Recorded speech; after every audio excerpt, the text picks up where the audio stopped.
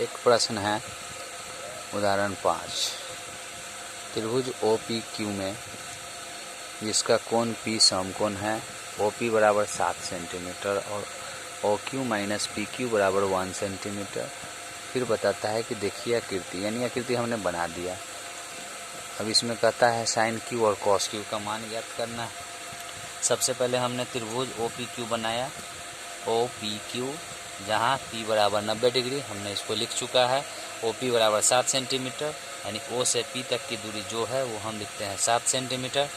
O से P तक की दूरी 7 सेंटीमीटर। अब आगे है OQ माइनस PQ बराबर 1 सेंटीमीटर और ज्ञात करना है ये। अब हम माना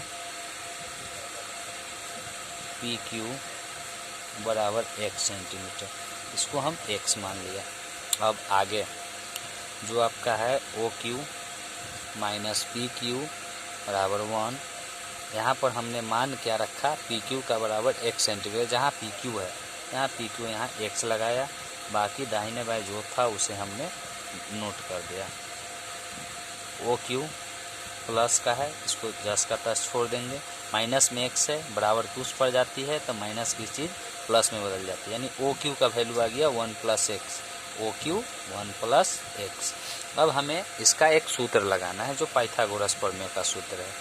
पाइथागोरस प्रमेय से यह होता है कर्ण का स्क्वायर बराबर लंब का स्क्वायर प्लस आधार का स्क्वायर।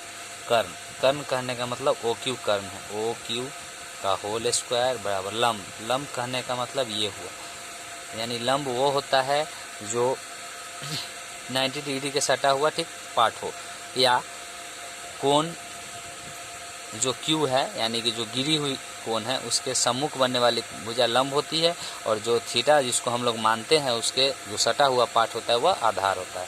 यह आपका आधार हुआ, यह लंब हुई और ये कर्ण हुआ। कर्ण के जगह पे OQ हमने लिखा, लंब के जगह पर हम लिखेंगे OP, यह सिर्फ लिखने के कारण है, और आधार की जगह हम लिखेंगे PQ। सभी का स्क्वायर था, हमने लिख दिया। अब यहाँ OQ का होल स्क्वायर है, OQ के जगह है 1 प्लस x, यहाँ से भी हम लोग समझ सकते हैं इससे। OQ बराबर है 1 प्लस x। उसके बाद 1 प्लस x का होल स्क्वायर बराबर OP का वैल्यू, OP हम देखेंगे यहाँ 7 है, 7 का स्क्वायर प्लस PQ का वैल्यू, PQ का वैल्यू x का स्क्वायर।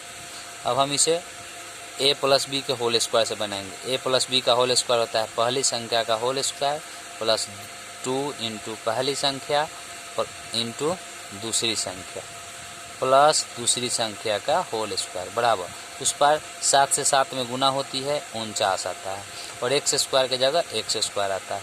1 का स्क्वायर करने पर 1, 2 एकाएँ 2, x प्लस x स्क्वायर बराबर उस पर 49 प्लस x स्क्वायर, और बराबर के उस पर और इस पर दोनों तरफ यदि संख्या सेम हो, मान भी सेम हो तो आपस में कट जाती है। क्योंकि अब इधर प्लस है तो उधर जाने पर माइनस होता तो उधर ही कट जाता। ये 49 है, ये 49 को इस पर ले आएंगे, 2x प्लस 1 माइनस 49 बराबर 0, या उस साइड भी कर सकते थे, कोई दिक्कत नहीं, उसी तरफ कर दिया जाए। 2x को इस तरफ रहने देते हैं, 49 उस पर जाएगा, प्लस में 1 है, इधर आने पर माइनस 1 आ जाएगा। 2x बराबर 49 में 1 को घटाने पर 48 आता है, 2 के पहाड़ा में 48 24 बार में कटेगी, और x का वैल्यू हमारा यहाँ 24 प्राप्त होता है। तो x का वैल्यू हमें 24 प्राप्त होता है, तब मेरा आधार यानी b का वैल्यू हो गया 24, और x यहाँ भी x है तो यहाँ है कर्ण यानी h का वैल्यू हो जाएगा 1 प्लस x बराबर 1 प्लस 24 बराबर 25 सेंटीमीटर। ये हमारा आ गया कर्ण का वैल्यू, और लंब जो है लंब वह हमारा 7 सेंटीमीटर है, जिसको हम लोग P कहते हैं। अब हमें क्वेश्चन कहता है, अब हमें क्या कहता है, क्वेश्चन कहता है साइन Q का मान ज्ञात करना है और कॉस Q का मान ज्ञात करना है। साइन Q का मान ज्ञात करना, साइन का ऐसे सूत्र होता है P बटा x, या इसको हम कह सकते हैं लंब बटा कर्ण, और कॉस का सूत्र होता है b बटा s, या इसको कह सकते हैं आधार बटा कर्ण। और सबसे पहले यहाँ पर मान ज्ञात करना है साइन क्यू का। यहाँ पर कोण कहा है क्यू, कोण यदि क्यू को हम लोग थीटा मानते हैं तो उसके सामने जो सम्मुख कोण बनती है उस लंब होती है, लंब हमारा है 7 और कर्ण है हमारा जो कर्ण का मान हमने यहाँ पर पहले से ही नोट कर दिया है कि 25 सेंटीमीटर। और कॉस बी बटा एच बराबर आधार बटा कर्ण है, आधार हमारा हो जाता है, आधार बी को कहते हैं 24 और हमारा कर्ण आता है 25। तो हमारा आंसर यही तैयार होता है, साइन क्यू बराबर 7/25, कॉस क्यू बराबर 24/25, यही हमारा आंसर होता है।